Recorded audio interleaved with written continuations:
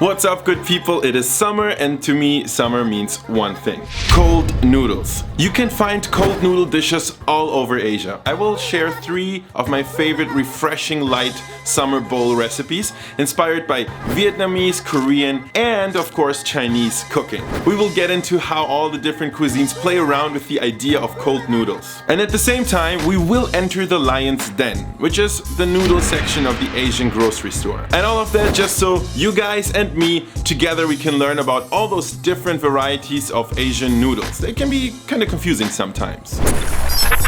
So trust me guys, very soon you will be whipping out delicious cold noodles for yourself and your friends for a somewhat outside the box summer brunch on a hot day. That's when it's the best. The first video of the series will be coming out in 2 days, so I guess I will see you there in the next video. See ya.